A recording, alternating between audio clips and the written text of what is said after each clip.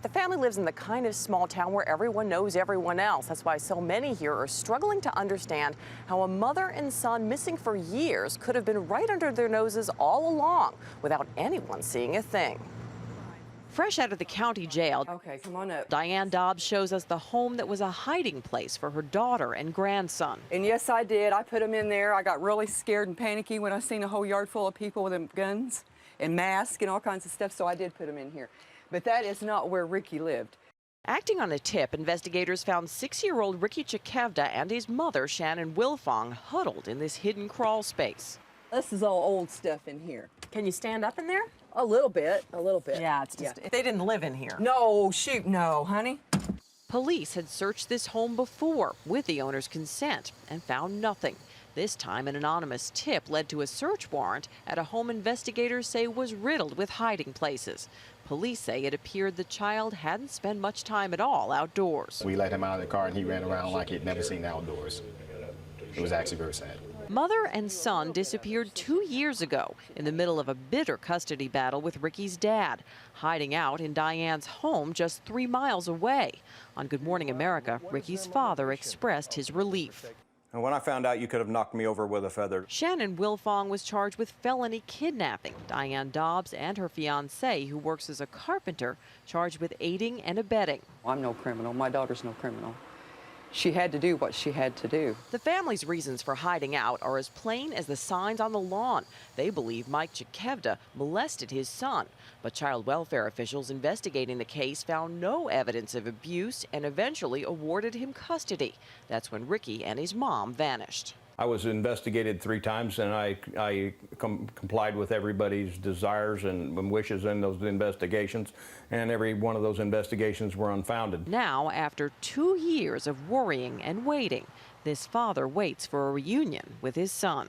He's 7 years old. He's been through a traumatic experience, and I've been through a great deal of turmoil with this whole thing, and I'm ready for it to all be behind me, and I'm ready to try to fix this little boy.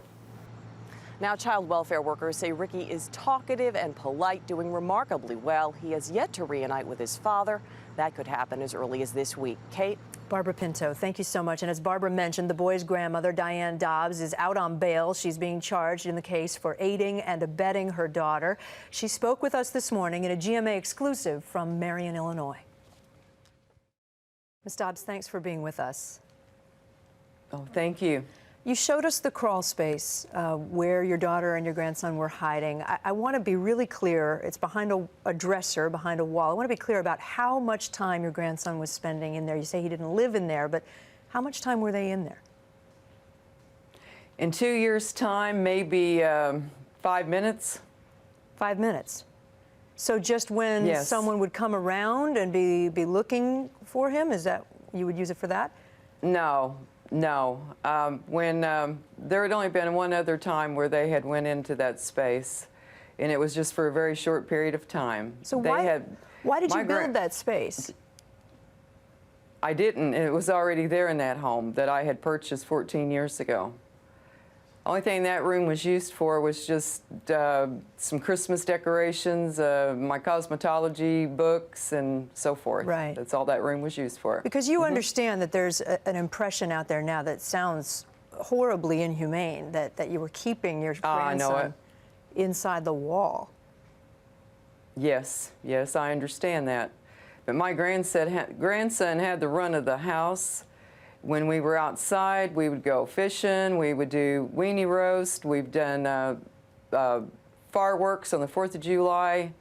He's helped me plant my flower garden in the back. He's got his own garden in the back, and you don't do that from no crawl space inside your home. So here's what's so hard to understand, though. We've been talking to your neighbors. Barbara Pinto, our correspondent, has talked to all your neighbors. Nobody's ever seen your grandson. I don't know why these people didn't see. I mean, but there's elderly people that live on the other side of our neighbor, and like I said, he's gone all the time, and he's got a fenced-in yard, and we've got fenced-in parts in our yard, so I don't know how come they didn't see. We had to do a good job of, when everything got the way it got, and we knew we weren't going to get help from no authorities, we were on our own, and we had to do what we had to do.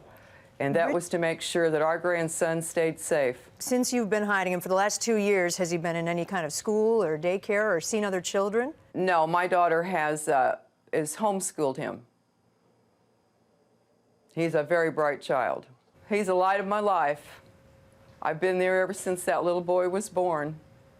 And our family dotes on that child. We love all of our grandchildren. Your daughters accused the boy's father, Michael Chekevdia, of molesting the boy. The Department of Children and Family Services in Illinois looked into that. They investigated it. They found no evidence of abuse, and they actually, the courts ruled that he should have custody. Why would you not 2 years ago abide by that ruling?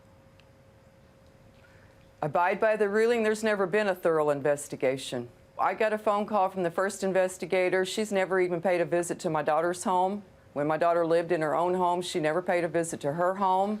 She was getting ready to leave for a visit. I mean, she was going on vacation to Mississippi. She called me up on her cell phone. She said she'd spent 15 minutes with Michael Chekevdia. She asked him if he had done anything to his son, and he said no, and she left. And that was that investigation. There never has been an investigation on Michael Chekevdia, and that's what this family wants. We want an investigation. We wanted them to ask him to take a lie detector test. They did not. The police are telling us that the Department of Children and Family Services looked into this. They say he was cleared of any kind of wrongdoing, and so therefore he is the one that had custody, and you are the one who's broken the law. You're charged right now with aiding and abetting your daughter, who's charged with holding him, with child abduction. We have not done anything wrong in our eyes. We had to do something. We had to take a desperate measure to protect a little boy. When we hired the first attorney, we told her about the 5 near accidents that would have cost him his life, and they said there was nothing we could do about it until that child ended up dead. And that's just too late when he's gone. Do you think you'll have to go back and serve time now? As I say, you're charged, your daughter's charged. What will happen next? I would do anything for my children and my grandchildren. Our whole family would. We'll do what we have to do to protect. When you can't go outside and get help, you have to do what you have to do. And I know that people out there can understand if you love your children, you will do what you have to do to protect them in any way that you can protect them. So when Michael said to us yesterday on Good Morning America, he said, quote, "My character is sound. I know what I have done. Those allegations are strictly allegations." You say what? Mike Chekevdia will not take a lie detector test. I'd like to know why he won't take one. And if that man has nothing to hide, why won't he take a lie detector test? That's what I'm asking Mr. Chekevdia this morning. Take a lie detector test so we can get this nightmare all behind us. Will you plead guilty to aiding and abetting your daughter? No, ma'am. I'm not going to plan. I'm not planning on pleading guilty to anything. Diane Dobbs, thanks so much for being with us. Thank you, Kate. Thank you very much.